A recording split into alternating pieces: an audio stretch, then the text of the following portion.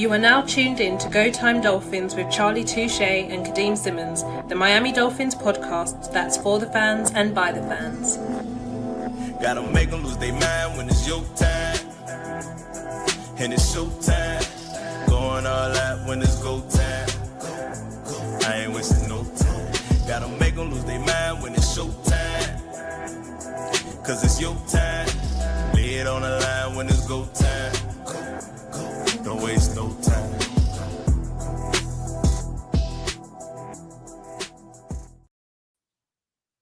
Hello and welcome to another episode of Go Time Dolphins. One of the most anticipated episodes of the year. We are a week away, or less than a week away, from the draft. And now is the perfect time to delve into what we are about to talk about.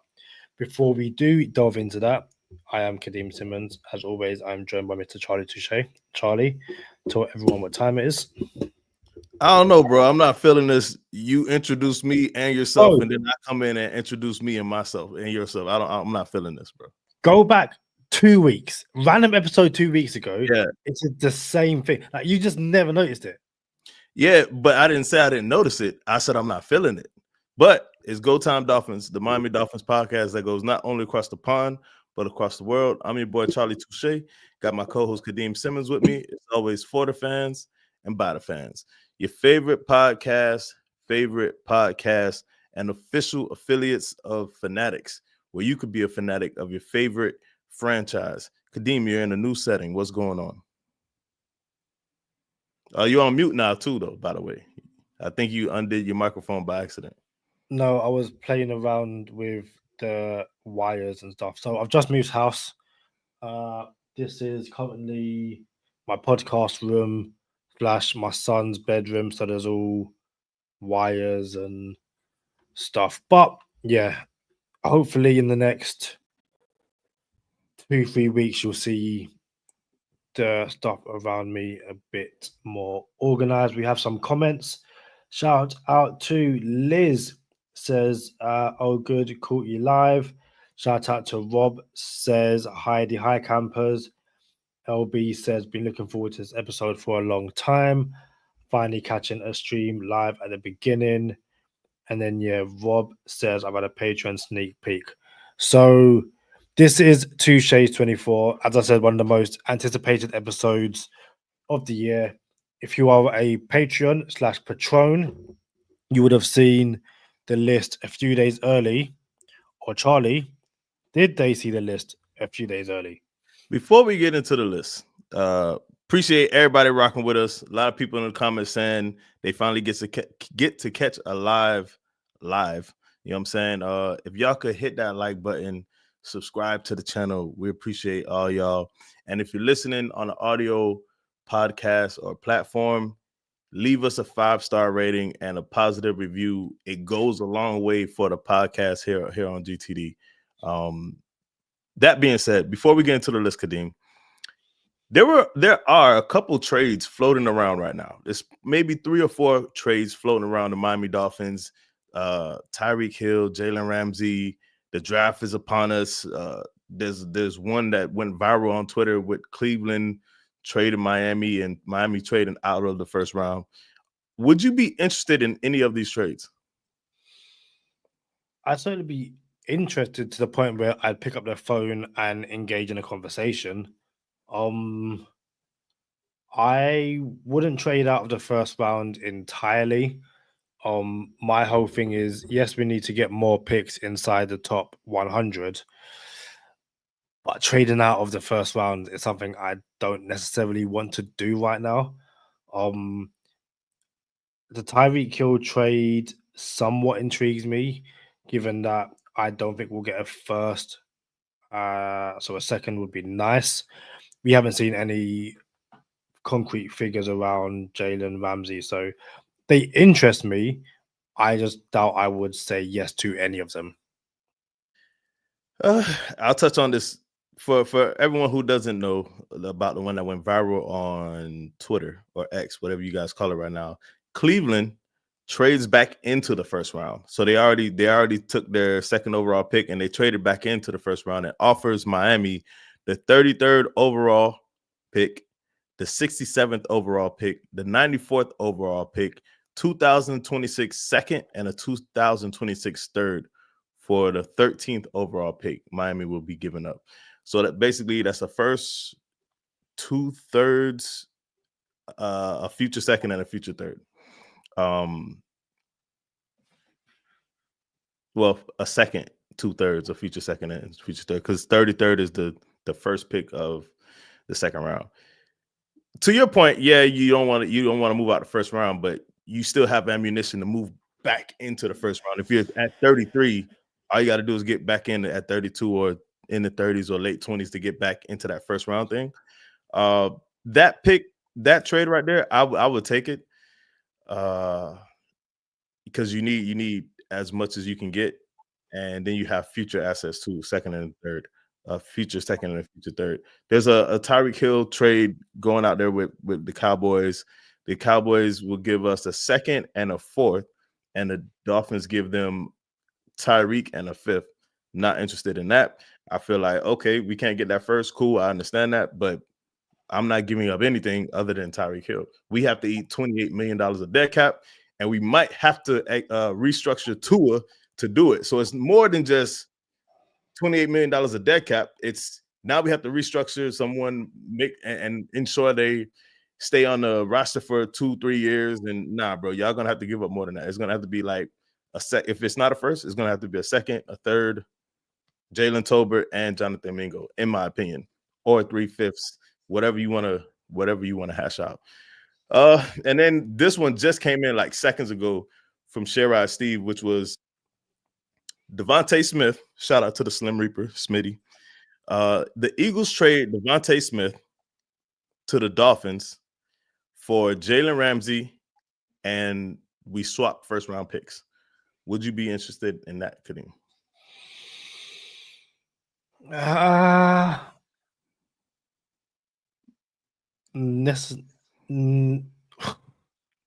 My instinct would be to say no, because I don't really need Devonta Smith. That'll be a great addition, like an amazing addition, but I don't need him.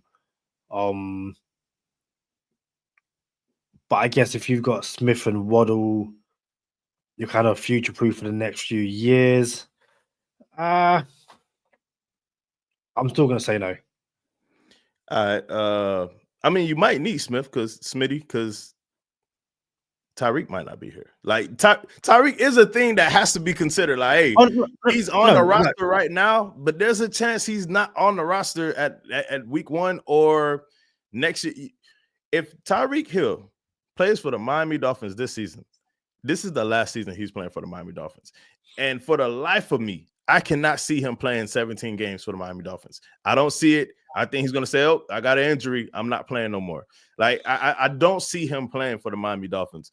So, yeah, I mean, on paper, we might not need him because we got Waddle, we got Hill, stuff like that. But I think receiver is definitely a need. I just told Sherrod Steve, I don't love Smitty. You know what I'm saying? Like, I understand he's Super Bowl champ. He gets paid $20 plus $30 million a year. Slim Reaper, all the good stuff. Tua's former teammate. But his frame still bothers me. You know what I'm saying? Like, I just, especially Miami Dolphins with Pat White, he's just a Pat White hit away from never being the same again. You know what I'm saying? So let us know in the comments if any of those trades interest you, if you would pull the trigger on any of those. And before we get into Touché 24, I was listening to the Same Old Dolphins podcast. Shout out to our friends at the Same Old Dolphins, Josh and Aaron Kasker, last night, and they had a mock. And I think right before the mock, because I caught it, I kind of jumped in and I kind of missed the beginning. And right before the mock, they were saying, I think Josh mentioned it, and I could be wrong because I jumped in a little late, but it sounded like, what's up, Hannah Montana? Like, it's crazy. The gracious Hannah Montana delivering babies and dropping babies out here and then popping up on the it's crazy. So congratulations on moving and everything too as well. So my thing is, Kadeem, so maybe both of them mentioned this. I don't know. But shout out to our friends at Same Old Dolphins. Josh mentioned it feels like a rebuild. You know what I'm saying? It's not a, and I'm plugging this in. It's not a blow up. We didn't blow it up because we still got the front office, but it feels like a rebuild, especially if Ramsey and Tyreek go. It's definitely, there's something going on. It's not a rebuild. It's not a rebuild. You know what I'm saying? It's definitely, we got to rebuild. So it's not a blow it up though, because the front office is still there. And the question that Josh had was, well, why do McDaniel and Greer get to, be here for the beginning of the rebuild? And that was a good question. And it made me think, like, dang, I feel you. And they had some pretty good stuff behind it too, which is maybe Ross is about to sell the team and he doesn't want to go through another regime. And this is the last regime under Ross before he sells the team. And if he gets rid of them now, then the new, it was a lot of good stuff. I ain't gonna lie to you. But after I, sat on it for a little bit, I'm like, well, they're going to be in charge of the quote unquote rebuild because they're here right now. This is a little different from the offseason where it's Black Monday and everyone got fired and all the house got cleaned. And then we hired a new coach, hired a new GM, all that other good stuff. This kind of came outside of Tyreek saying what he said. The mass exodus kind of came 2, 3, 4, 5 months later. And it's like, well, now we're at the draft. Are we really going to fire a head coach and a GM a month before the draft, 2 weeks before the draft, and then let someone else rebuild it? So, yeah, man, it's interesting that I don't know if this is the first time, but it is interesting that if you trade Tyreek Hill now because you're trading Jalen Ramsey, you're about to rebuild this team with the front office that may not even be here a year from now. So it's a bit awkward. But Kadeem, it is Touché 24. We are in the building, Kadeem. It's the most wonderful time of the year. Shout out to all of our patrons on Patreon. You guys got to see the list first. And Kadeem, you had a question for me when we went on Patreon and you seen the list for the first time and you said something to me. What did you say to me? I say quite a few things, so it doesn't really narrow it down. Quickly, yes, the Finns do still have Bradley Chubb. I can't remember exactly what you want me to get to because I said. Well, you were basically saying how you recognize more players than usual on this list than you did on previous lists. Like usually you don't recognize players on the list, and now this list you felt like you recognize more players. Yeah, so there's two reasons for that. One, we've been doing a lot of mock drafts, and in the process of those mock drafts, a lot of these names have come up. But also, what I was saying is, I'm not sure if the Dolphins fan base are becoming more knowledgeable in the draft, or my social media following is just non-stop draft content. But I feel like it's not mainstream media, but a lot of the guys, a few of the guys on Touché 24 this year, I've seen people be like, hey, this guy is a sleeper, this guy could be something, all that kind of stuff. So it was I think my point to you was this one of the harder Touché 24 simply because it feels like a lot of guys have been mentioned. However, what you said is you aren't on social media like that. So yeah. And not only am I not on social media like that. So again, I'm not cheating off of no one else's homework. You know what I'm saying? So my thing is it has to be bigger than Dolphins Nation and social media. It has to be national. And Touché 24 for the life of me, Kadeem, this is like the 5th year. I don't maybe fourth or 5th year that we did Touché 24. And I still don't have like a direction or exactly what it is. You know what I'm saying? It's not just a sleeper list, and it's not just a diamonds in the rough list, but it's really like the goal is to find players who are not first round picks that should be first round picks. You know what I'm saying? And not only that, they're not getting enough attention from the national media, right? So now you got a couple things in there. For example, if we could bring up the list, Kadeem, the original list And I swapped out a couple players because Kadeem was like, yo, I don't know if he fits Touché's 24, and we'll get to those players. But this is Touché's 2025 Touché's 24 list. And we'll just run through the names real quick. And probably Monday, we go on Wednesday, Kadeem? Oh, Wednesday I work. So probably not going Wednesday. All right. So probably Monday and before the draft starts on Thursday, we'll get in more in depth with Touché's 24. But right now we'll go through a couple of the names. If you're listening to the audio version, come on over to YouTube, check it out. Shout out to Lon Ray with the graphic. The main players on the graphic, and I know this has been a thing in previous years, but the main players on the graphic, one is Savion Williams, wide receiver from TCU. One of the first players I brought up about Touché's 24. The only receiver that I liked before I ended up liking Matthew Golden. His graphic, his picture is on this graphic. A Johnny Cornelius, right tackle from Oregon. He also plays left tackle. For some reason, all these mocks got him going in like the 5th and 6th round. And for the life of me, I don't know why this guy is being slept on. Then we have Seth McLaughlin, a Go Time Dolphins favorite. This year's Andrew Voorhees. Andrew Voorhees tore ACL, and he went in like the 6th round. And now he's like I don't know if he's all pro. He might be a Pro Bowler.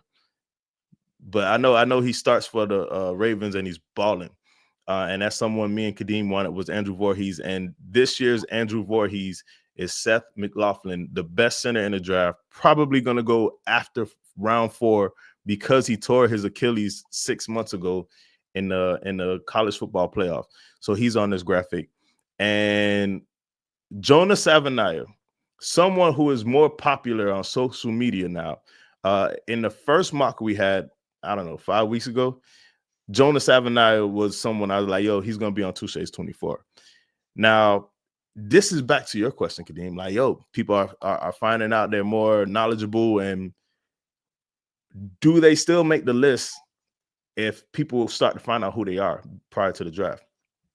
And that's where it's tricky for me, Kadeem, because I consider those type of players, and someone who is not on this list that I had on this list, but I took it off. I took him off today, was Donovan Jackson. And I feel like he's getting too much now. It's just a little bit too much now, and he might work his way into the 1st round. But here's my problem, Kadeem. What happens if Jonah Savanaia falls into the 3rd round? And people on social media are like, oh, he's a dude. But he goes into the 3rd round, and he's a perennial Pro Bowler. That's a Touché's 24 pick right there, right? So what happens if I don't put him on this list? And it's like, well, dang, I knew he was going to be that. And you know what I'm saying? Should I not put him on the list? And then the alternative is what happens if he goes in the 1st round? So then it's like, well, dang, he went in the 1st round. He doesn't fit the criteria of Touché's 24, but we don't have the privilege or the luxury of knowing where these players are going to get drafted. We just have hindsight, like one of my favorites, which is Trey Smith. I thought he was going to be a 2nd or 3rd round pick. He ends up being a 6th round pick, Super Bowl champion, going to the Chiefs, and no one even spoke about him pre-draft. Goes to the Chiefs, wins the Super Bowl, maybe a couple, who knows, they always in the Super Bowl, and gets tagged as a free agent, probably going to get the bag, probably going to get the most as a free agent next year when he becomes a free agent.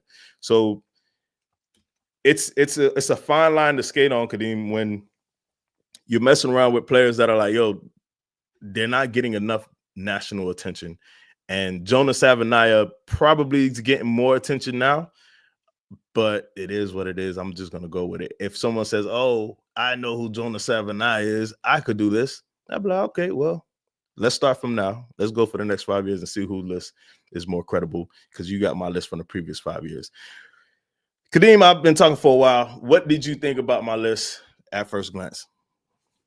So, yes. So, like I said, it's a few of these names, be it through our mock drafts or through other mock drafts. I've seen quite a few of them. Someone who didn't make the final Touché 24, but I guess made the 1.0 Patreon Touché 24 is tight end Howard Fannin Jr.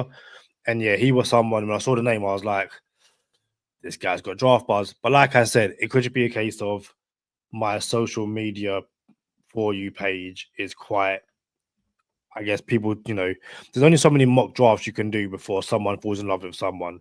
As you were talking, I was kind of thinking, it's more work for you and a graphics department, but I feel like a Touché 24 draft version, like a week after the season, and it's like it's not even that 24. Here's a few names who I'm looking at who could make it by the end, because again, this is a situation where you're kind of punished by when Touché 24 comes out. If you do Touché 24 in February, for instance, by now, if someone gets drafted, it's like, well, my list came out in February. That had nothing to do with me. Maybe I was on something. As opposed to by now, someone like Matthew Golden, any player has a good combine, all of a sudden, that's it. Right. Take off. So I feel like an early Touché 24, at the very least, you can be like, hey, this episode went out on February 15th. I would say 14th, but I've got a wife. I can't be doing Valentine's Day shows, you know what I mean? But February 15th, episode came out. This was before the combine, before X, Y, and Z. Alternatively, it could be a case of Touché 24 comes out or you're making your list, It doesn't matter how much draft, Twitter, all that kind of stuff speaks about it. If someone comes up on a say top 5 draft guys mock, so Daniel Jeremiah, Matt Miller, Mel Kiper, if someone comes up in the first round, they have to come off because now they've got first round buzz. Anyone else, it don't matter. If someone from a fan-sided website has, Caleb Rogers in the first round, no offense, it doesn't matter. It is what it is. However, because again, like you mentioned, someone like Seth McLaughlin, one of our favorites, without an injury, probably a first-round talent. The only reason he's on this list is because of an injury. But, so, yeah, that would be my recommendation for how it can move going forward. But no, this looks like a very solid list. We won't know for a few years, but you've also said this is probably the best.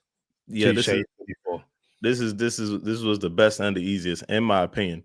And here, if I could push back on what you suggested, at first we did that. The first one was out early. I think the first 2 came out pretty early. I think, and the problem with that was you don't want to be first; you want to be right. That's one. And 2, what happens is you put the list out in February or early, and then the problem is those players do start to make first round.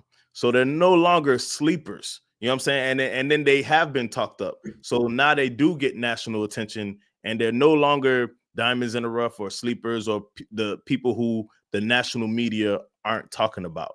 So then what happens then? I just say, oh, well, no, my list was put out in February. Is that what happens, Kadeem?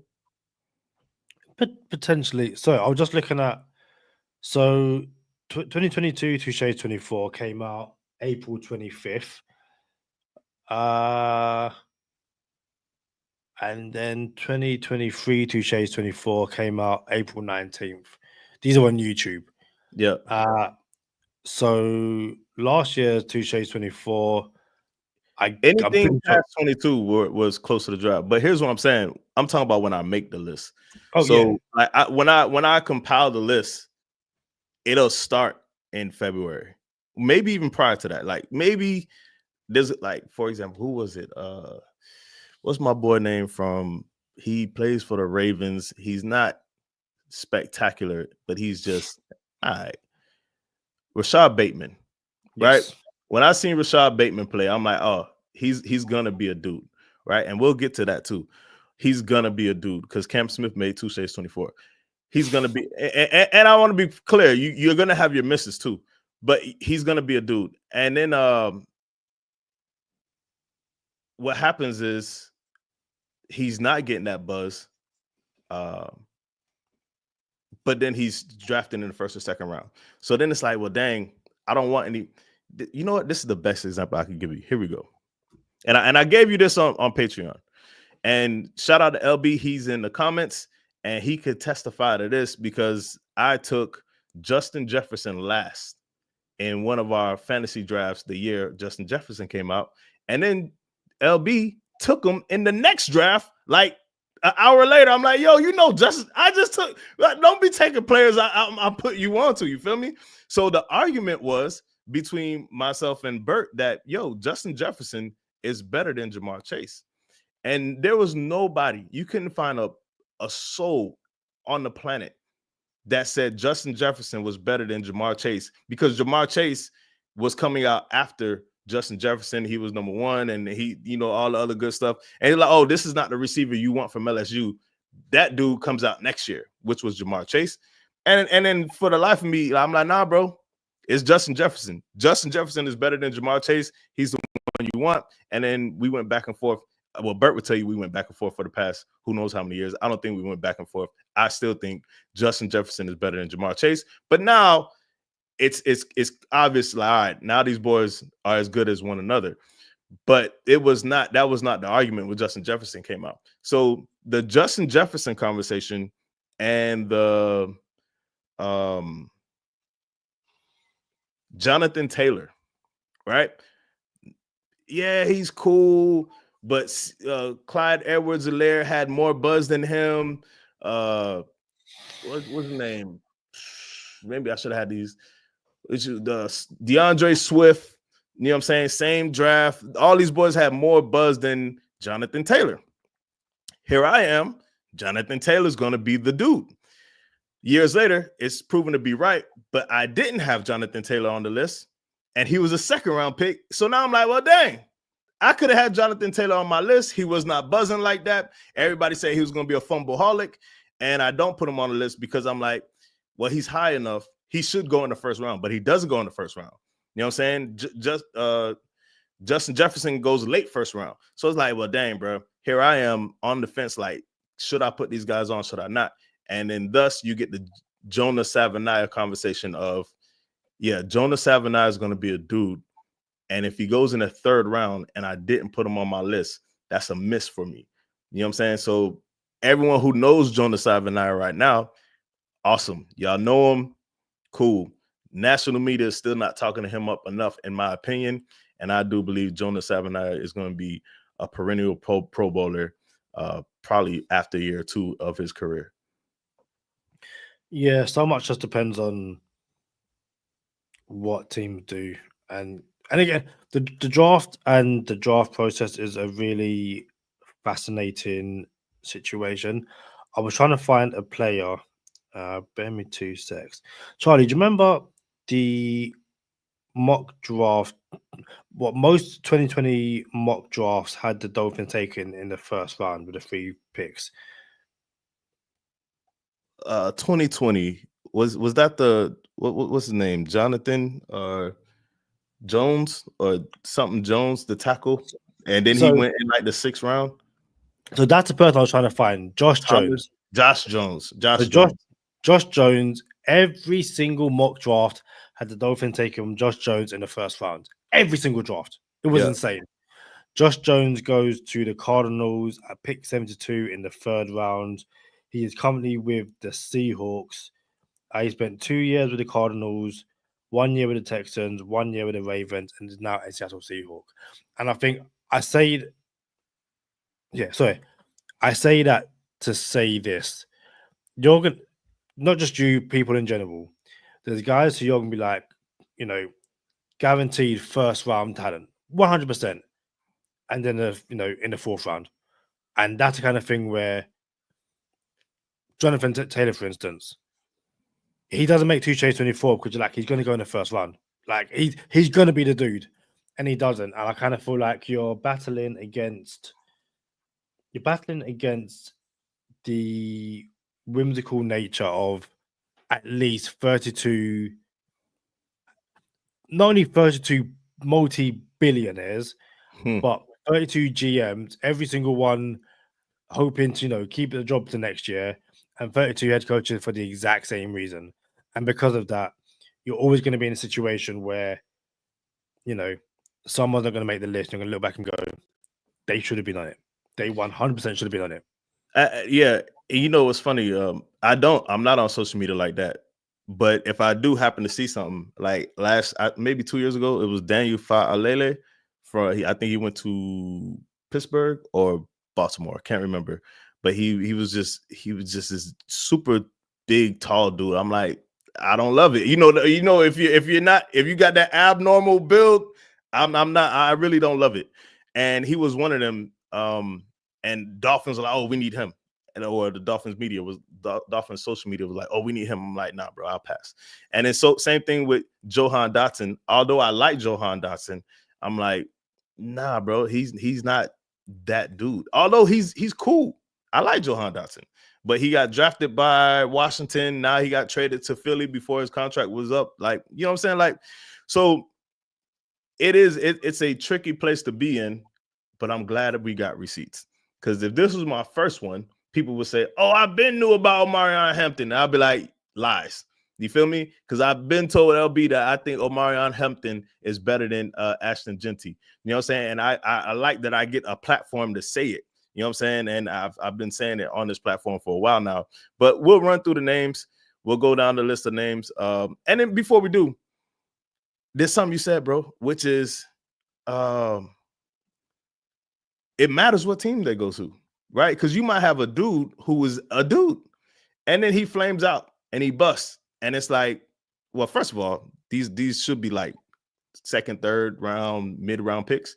So I don't know if they're technically bust if they're in the fourth round. You know what I'm saying? They just didn't make it.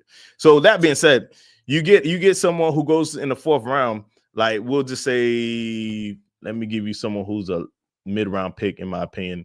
Let's say Teddy Buchanan here, linebacker from Cal. Teddy Buchanan. Let's say he goes into a situation where he just doesn't perform and he flames out and he's out of the league in 6 years. And it's like, oh, Teddy Buchanan didn't even make it. And it's like, well, what was the situation? Did they use him right? Would you want to play for this coach and all this other good stuff? Did he even get an opportunity? And it's a very sticky situation to be in when you put a list like this out there, put your name on it, and it's like, oh, well, these guys didn't make it. And then you're like, well, who was the coaches? You know what I'm saying? So you mentioned Omarion Hampton, and something about that triggered something. He's getting first round buzz. Right. And I'm cool with that though, because he wasn't getting first round buzz once upon a time. When I started my list, he wasn't. Yeah. You know what I'm saying? So this is what I'm saying. This is like saying Omarion Hampton and Jonas Savaiinaea are two people who I feel like over the past 6-8 weeks, their names really blew up. And now I have to make the decision on, well, dang, like Omarion Hampton probably shouldn't be on this list, but it's like, yo, I've been on Omarion Hampton, right? So it's like, well, it is what it is. I'm not really putting up a case for Omarion Hampton. These are for more of the Jonas Savaiinaeas who might not go first or second round and might slide into the third round. And then here I am beating the table for Jonas Savaiinaea, like, nah, bro. Or Jake Majors. You know what I'm saying? Like, he might not even get drafted. You feel me? Or Marcus Bowe. Marcus Bowe is another one where he's now getting buzz, but he's probably going to be like a third round pick. You feel me? So it is like, yo, I am beating the table. And then people say, oh, yeah, he should be good. But he doesn't get picked to the 6th round, wins the Super Bowl, becomes the highest paid free agent. Shout out to Osa Odigizua. What round did he get drafted in? Because I know he just got $20 million a year when he became a free agent.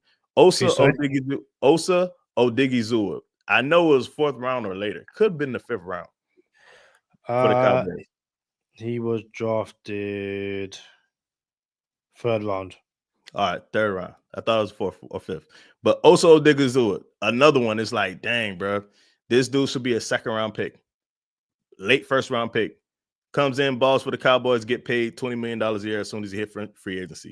You know what I'm saying? So it's a sticky situation to be in on this list. But nonetheless, I'm glad we got receipts, and we'll go through a couple of these players and not going to give you a deep dive on these players, but we'll get into the deep dive before the draft comes back around. Go ahead, Kadeem.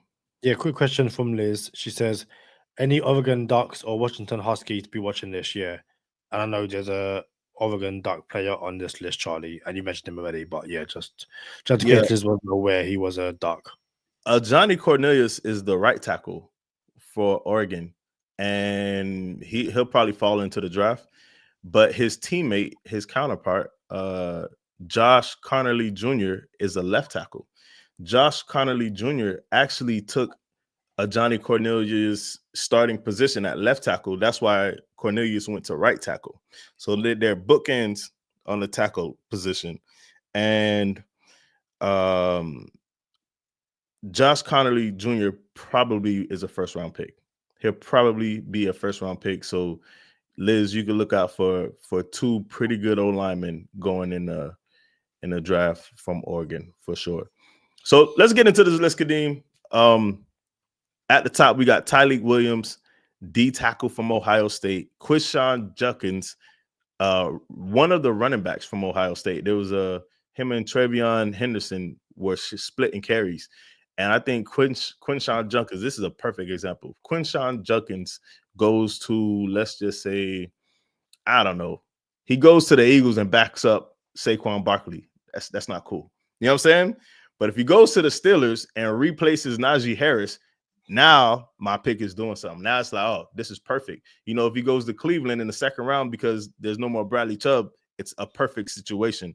I.e., Braylon Allen. I love Braylon Allen. Wanted him to be a Miami Dolphin. I think Braylon Allen was a late round pick, maybe 5th round pick. He went to the Paper Plains. Braylon Allen goes to the Paper Plains, and now he's backing up Breece Hall. Obviously not ideal, but everyone knows who Braylon Allen is in fantasy football because Braylon Allen ended up taking Breece Hall's snaps or splitting carries with Breece Hall. So Quinshon Judkins, dope running back. Audrey Trapillo, right tackle for Boston College. A name that has come up 1,000 times in our mocks is Aeneas Peebles, D tackle from Virginia Tech. Omarion Hampton, dude's buzz is going through the roof now. Probably shouldn't be on the list anymore. But if he ends up sliding into the second round, can't really say he doesn't have national buzz because he does. But I think he's going to be the best running back in this draft class. Not a slight at Ashton Jeanty at all. Because if Ashton Jeanty goes to the Cowboys, then it's a wrap for Omarion Hampton. Johnny Cornelius. James Pierce is an edge rusher from Tennessee. My second favorite edge rusher in the draft. Probably could go top 10 to in between 10 and 34, in my opinion. There's no telling where James Pierce ends up. That's another thing. A lot of drafts, Kadeem, you kind of get a blueprint for like the first 40 picks. You kind of know, all right, this is how this draft is going to lay out. And it kind of makes my list easier because I can stay away from people who I know are going to go in the first round. But the past, I'm going to say like 2 years, it's been a little bit, we don't really know where people are going right now. So James Pierce, one of my favorite edge rushers. Savion Williams is my favorite receiver in the draft. He used to play quarterback, changes position, he goes to receiver. Now he's like a bigger Deebo Samuel. However, he's not as dense as Deebo Samuel. When you play his highlights, the first like 10 plays of his highlights are wildcat runs, but he's a receiver. So he's not as dense as Deebo, but he's 6'4", 225. And it's like, yo, the Dolphins will love somebody like that. Needs to start catching more with his hands. He got a lot of body catches. When you catch with your body, your crew drops. But he's still he's still my favorite receiver in this draft class.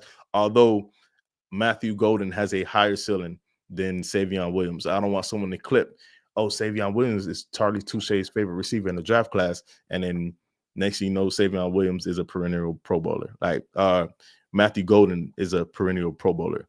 Golden's ceiling is definitely higher. That's why Golden, in my opinion, should be the first receiver off the board. Only 2 receivers I would break my back to try to get: Savion Williams and Matthew Golden. Caleb Rogers, I think he started 4 years straight in Texas Tech, played all 4 positions. He played 4 positions, 2 guard positions and 2 tackle positions, not really a center. He is a perfect utility O lineman. If you get Caleb Rogers, you no longer need Liam Eichenberg. He will be the 6th man on your O line. Like, you get Caleb Rogers, you're happy. Someone goes down, you can feel good about Caleb Rogers coming in. You don't have to worry about who. I was about to throw somebody's name under the bus, not named Liam Eichenberg on the Dolphins. I'm not going to do it. But once upon a time, the Dolphins had so many O linemen come in. You were like, yo, I didn't even know this guy was on our team. You know what I'm saying? And you get somebody like Caleb Rogers in there, and you feel a little bit better about it. JJ Pegues is Christian Wilkins' replacement. Went to Ole Miss, lines up at fullback, lines up at D tackle, throws the ball from fullback in the wild, lines up at wildcat as a D tackle is the craziest thing. JJ Pegues, you heard his name a million times because of our mocks. We always take him. Someone you haven't heard as much is safety from Cal, Craig Woodson. There is Nick Emanwari. There's Malachi Starks. There's Xavier Watts. And then there's Andrew Makuba. And I told you, Kadeem, that's where I draw the line. That is it for me when it comes to safeties. But then you got your Kevin Winston Jr.'s like, I see what's going on here. There's the chance here. Then you have your Jalen Reeds. You have Lathan Ransom. You have a couple other safeties. If they panned out, I would not be surprised. I'd be like, oh, cool. They made it to the right situation. Coach turned these boys into something.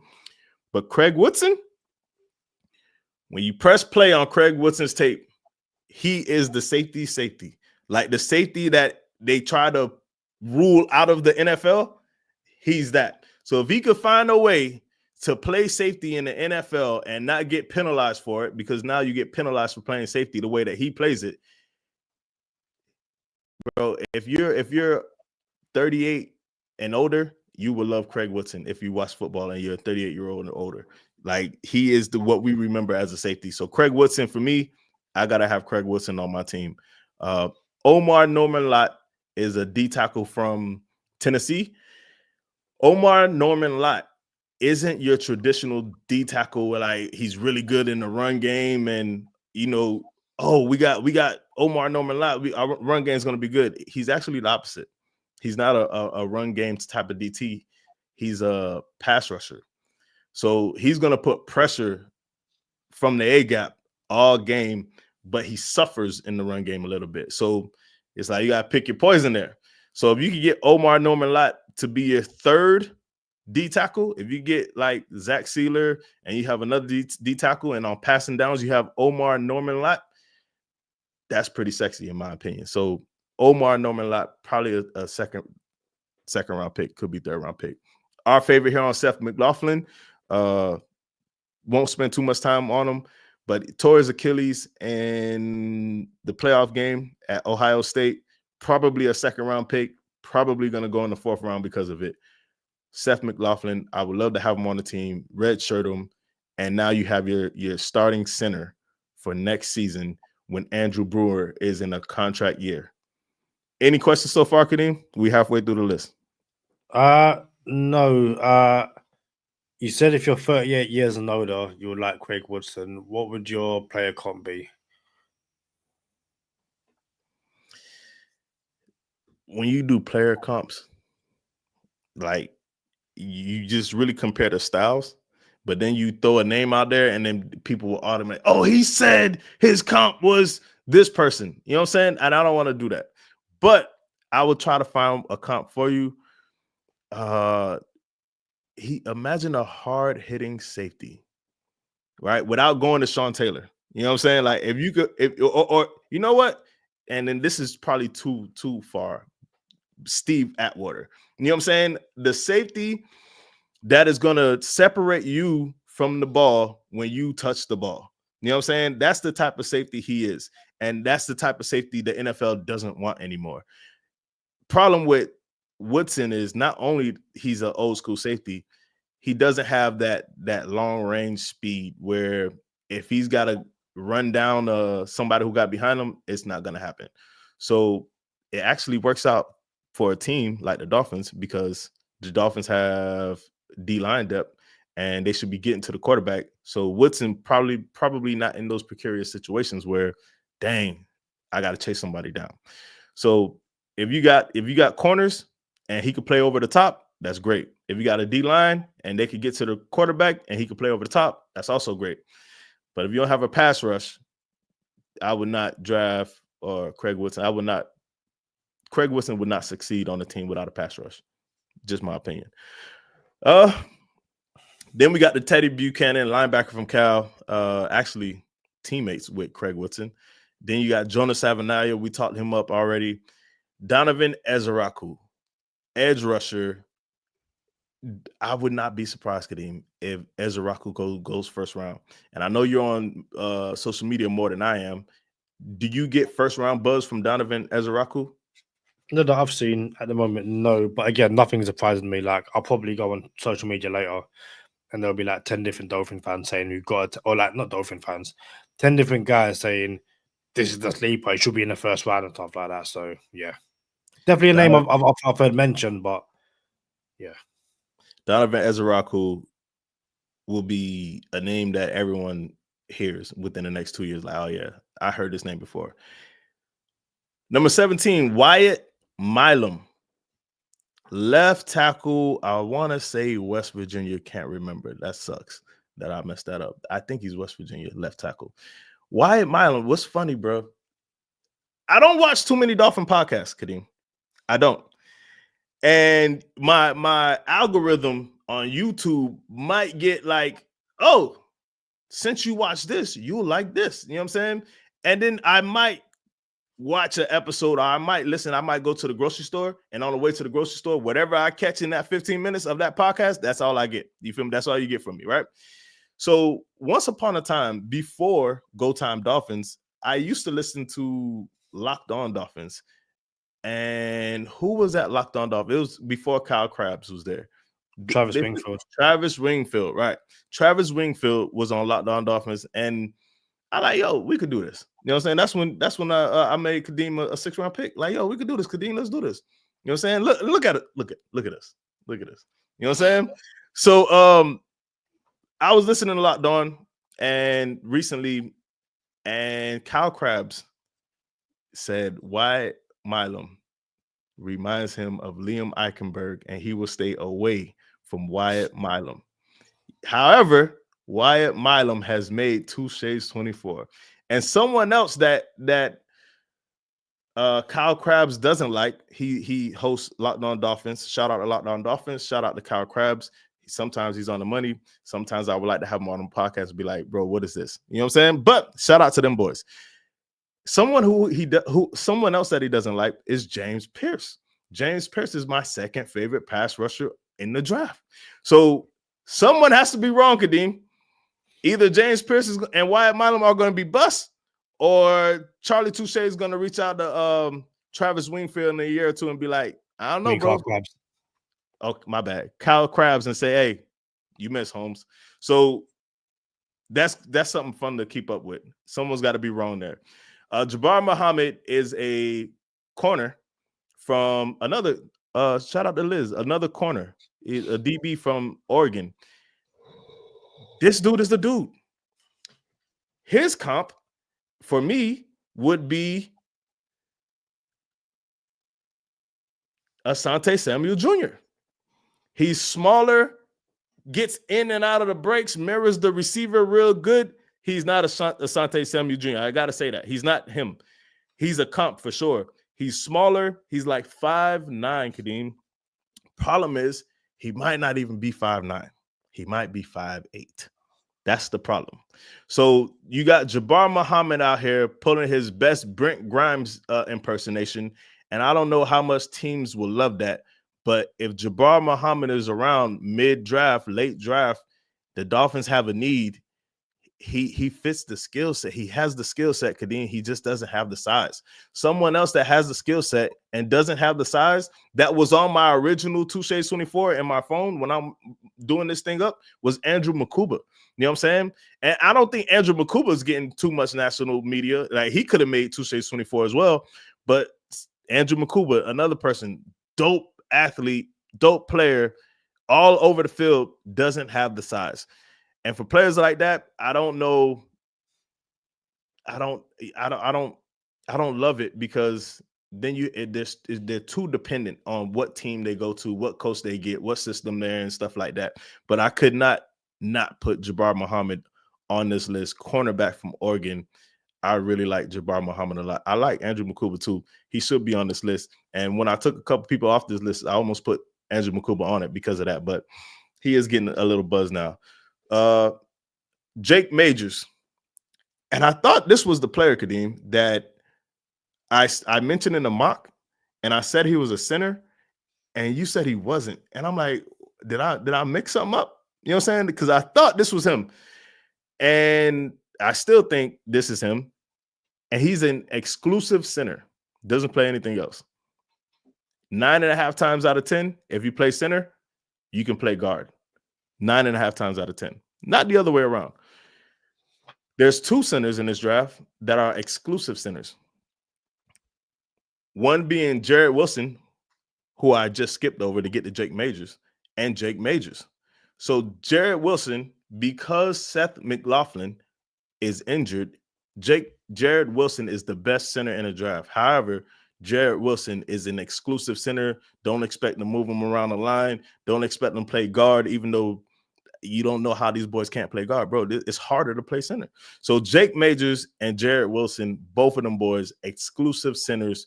Jared Wilson going higher in the draft, maybe late 2nd round. Jake Majors going lower in the draft, maybe 5th round. So Dolphins miss on O-line early because we got to go corner, and we go like Will Johnson or something, and then we go somebody like D-line in the 2nd round. You can come back to a Jake Majors in the 5th with one of our 5ths and snatch him up and feel really good about it. Still feel like, oh, well, he's expert. Nah, he's solid. I forgot all the games he started. Like, dude's like a 4-year starter type stuff. Marcus Bowe, right tackle, can play right guard. Purdue. He's getting buzz now. Probably. I think Kadeem mentioned him yesterday. Like, oh, I don't know. I heard of Marcus Bowe, and I can't. The barometer can't be Kadeem hearing about people. You know what I'm saying? Like, if Kadeem heard back in the day, if Kadeem heard him, maybe I shouldn't put him on the list. But now it's like, you know, Kadeem hosts a podcast now. You know what I'm saying? Kadeem's all over social media, and I would like to think Kadeem is more educated in the prospect field, being on Go Time Dolphins now.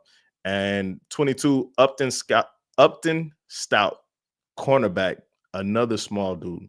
He's more like Kader Kohu or KP3, who we had on the podcast. Upton Stout, smaller in size. He can mirror you really good. He's not an outside perimeter corner. He's exclusively played at the nickel. So maybe that limits him because of his size and his role. He can only play nickel. But again, someone else that the Dolphins should be considering, because Upton Stout is a dude, but he'll fall later in the draft. Kadeem's boy that he tried to make his boy, but he's really my boy, Braden Swinson. LSU edge rusher, doesn't have no tools in the toolbox. Don't have nothing to go digging around. Hey, use this, use that, use this move, use that. Doesn't have none of them. He just runs around you real fast, and that's it.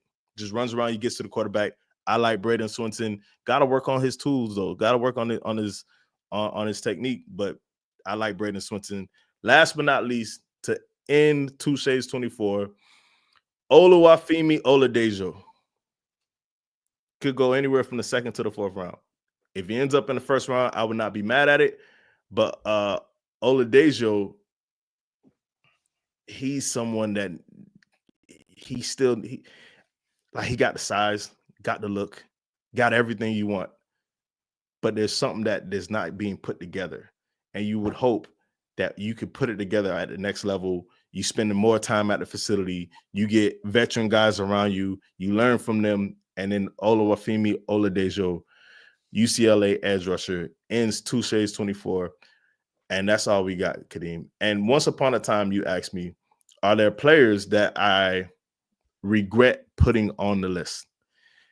And there's no one that I regret putting on the list. It's always someone that I regret not putting on the list because now I'm watching these. Like, it's hundreds and thousands of players, bro, that you watch, and then I might see a player perform, and next thing you know, it's like, oh yeah, that's Touché's 24 right there, but I didn't put him on the list. You know what I'm saying? So I don't regret putting players on the list because you never know what the situation is. I.e. Cam Smith, 20K Cam. You just don't know what the situation is. Not making no excuses, but at the same time, you just don't know what the situation is. But that's all I got, Kadeem. What you got? No, it's a fascinating list. Definitely can't wait to see where they go. Can we beat last year's? No, 2 years ago, where we had 2 players taken from Touché's 24. But I think we're on a 2-year streak at the moment. No, maybe even more. Yeah, maybe more. Because we had Malik Washington last year. Yeah. Year We before, had Devon H.N. and 20K Cam. And before that was 25 to 23. I don't think we had nobody at 23. That's something to check. Oh, well, that's 22. The year before that was 22. I'll check in that in bonus time. Overtime, I should apologize and say. But yeah, anything else to add before we get there? Nah, man. Y'all know what time it is. Stay positive, test negative. For Kadeem Simmons, I'm Charlie Touché. Thank you for tuning in this time. Make sure you catch us next time on Go Time. Already. Gotta make them lose their mind when it's your time. And it's show time. Going all out when it's go time. I ain't wasting no time. Gotta make them lose their mind when it's show time. Cause it's your time. Lay it on the line when it's go time. Don't waste no time. Gotta make them lose their mind when it's your time. And it's show time. Going all out when it's go time. I ain't wasting. Oh, Charlie. Yep. So Touché's 24. Trying to got the list here. No, the Dolphins didn't take anyone from 2022. But a few standout names. George Pickens, mentioned Jalen Tolbert before. Boya Mafe was he a first round pick? No, Boye Mafe was the second round pick. Kenneth Walker the third. Yeah, interesting. Kenneth Walker. Oh man, that's my dog. Kenneth Walker the third. He went to Georgia Tech first. Oh no, wait. Kenneth Walker the third went to Wake Forest first, and then he transferred to Michigan State. Bro, yeah, man. Hey, I'm gonna need LB not to snipe my fantasy football players. You know what I'm saying? Just because he's seen them on Touché's 24. I would appreciate if my homeboys don't watch the episode and then snipe me in fantasy football. Like that's pretty creep. If you're his homeboy, continue watching the episodes, leave a like, drop a comment, and subscribe to the channel. Charlie, before we get out of here, quick question. Yeah. One player on the list who you think is one player on the list you would bang the table with, like, hey, you have to draft this guy. Have to. Who would it be? Man.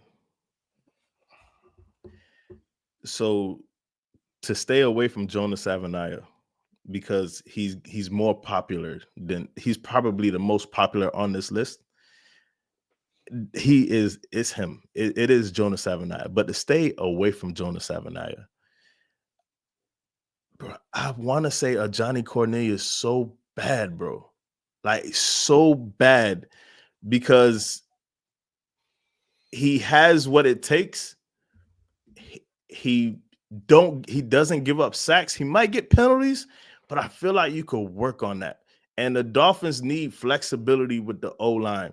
And to come in and be able to play right tackle or left tackle in a Johnny Cornelius, and to get that in like the 4th round, it's a Johnny Cornelius for me.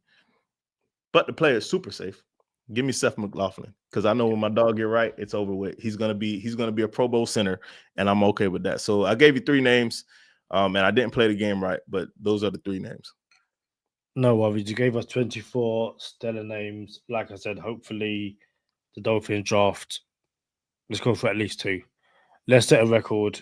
No, let's set a record in 2025. 3 3? players from Touché 24. Dang. Let's It's get going to 3 be up. interesting. Let's get 3 3. up. Guys, next week is the draft. We have 1, if not 2 more episodes on YouTube. And I assume we're going to have a Easy Money Patreon episode as well. Yeah, Yep. Easy Money Patreon episode for the draft. Kadeem, we going live for the draft? Like, let's get it out there now so we could invite everybody to the draft with Go Time Dolphins. We are going live day 1, day 2, and day 3.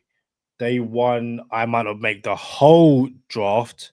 I have a very important and busy day on Friday, but yeah, we will be here with guests as well. So make sure you stay tuned for that. Just a quick one as well. We might see some changes over here on YouTube, Go Time Dolphin, in terms of easy money pick of the week and stuff like that. Just because YouTube is changing some of their rules and stuff, and we don't want to get our account banned or demonetized. So yeah, if you want any betting tips, then definitely head on over to Patreon for that. But we shall see how it goes. Charlie, anything else before we get out of here? We might have a Miami Dolphin join us on the draft. Like we're going to go live on the draft, and we might have somebody from the Dolphins like pop up and say what's up to everybody. We might. You heard it here first, guys. I just heard it here first as well. So, guys, until the next one, let's change a few things. But we shall see you soon. Peace.